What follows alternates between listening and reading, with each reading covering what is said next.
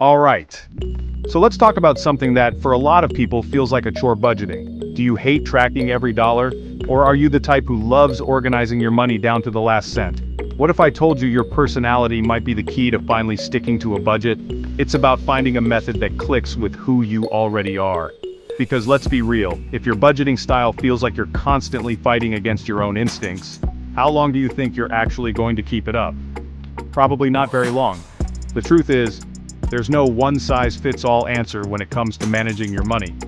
We're going to dive into a few different personality types and match them up with budgeting methods that are practically tailor-made for them. Think of it like financial matchmaking. We're finding your perfect budgeting soulmate.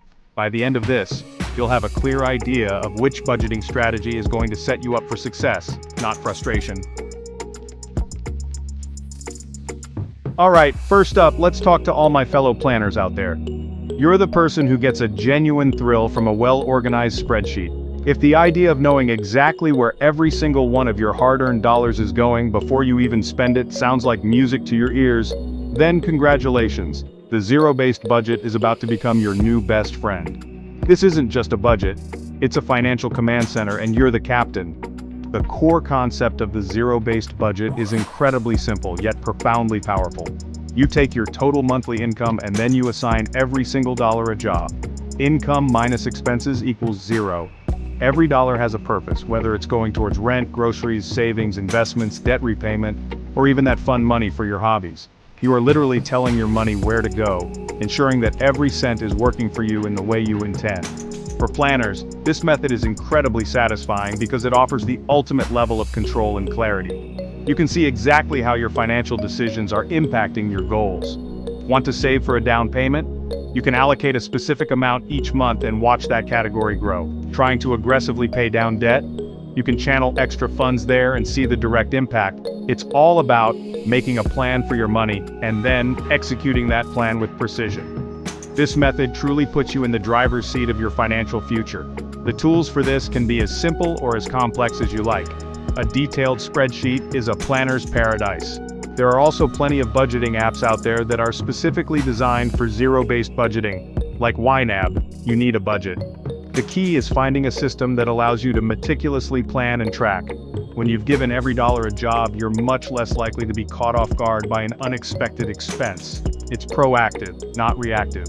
It's about building a financial fortress, brick by meticulously planned brick. So, if you're someone who thrives on structure, loves to see a plan come together, and wants to have complete and utter oversight over your financial landscape, the zero-based budget is calling your name. You're not just managing money, you're optimizing it. Go forth and give every dollar its assignment, planner. You've got this. Okay, now let's shift gears completely. If the mere mention of spreadsheets, tracking and categorizing every expense made your palms sweat, then you might just be what I call the avoider. The word budget itself can feel restrictive, overwhelming, or just plain anxiety-inducing for a lot of people. You'd rather not think about money, and the idea of scrutinizing every purchase sounds like a special kind of torture. If this is you, you need a system that works for you, almost invisibly, in the background. Enter the Pay Yourself First budget. This strategy is beautiful in its simplicity and incredibly effective for avoiders because it focuses on just one key action, and then lets you pretty much live your life. The principle is this: the moment you get paid, before you pay any bills, you transfer a predetermined amount of money into your savings or investment accounts. That's it. You prioritize your future self first. What happens with the rest of the money in your checking account? Well, that's your money to live on for the month. You pay your bills, buy your necessities, and whatever is left, you can spend without the guilt or the stress of tracking every little thing. The key to making Pay Yourself First work is automation. You set up an automatic transfer from your checking account to your savings or investment account for the day after payday. This way, the money is moved before you even see it. It just happens, quietly and efficiently in the background. Out of sight, out of mind, but still working hard for your future. This is financial planning on autopilot. And for an avoider, autopilot is a dream come true. How much should you pay yourself first? A common starting point is 10% of your income, but if you can do more, fantastic. The important thing is to start somewhere and to be consistent. So, if you're an avoider, give the Pay Yourself First method a serious look.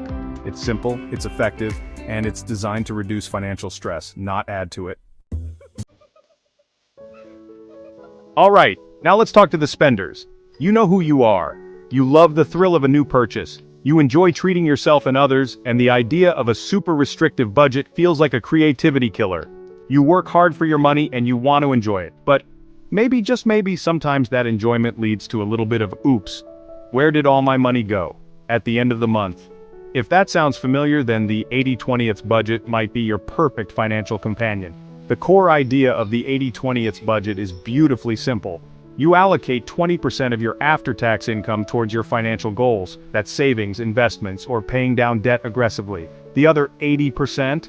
That's yours to spend on your needs and wants. No complex categories, no tracking every single coffee. You hit your 20% savings target, and then you have the freedom to manage the remaining 80% as you see fit for your lifestyle. This approach is fantastic for spenders because it gives you clear boundaries without making you feel overly restricted. You know your savings goal is being met, which alleviates a lot of potential guilt. Once that 20% is tucked away, the remaining 80% is your playground. It allows you to maintain your lifestyle and enjoy your money, while still making responsible progress towards your long-term financial security. It's about balance, not deprivation. For many spenders, the biggest challenge with budgeting is feeling like they have to say no to everything. The 80/20th framework reframes this.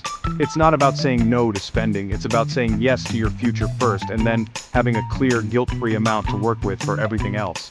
This can be incredibly liberating. You can still go out to dinner, buy those shoes, or book that weekend trip as long as it fits within that 80% portion after your 20% savings contribution is made. So, if you're a spender who wants to get a better handle on your finances without feeling like you're in a financial straitjacket, the 80/20th budget is definitely worth exploring. It offers freedom with limits, allowing you to enjoy your hard-earned money responsibly.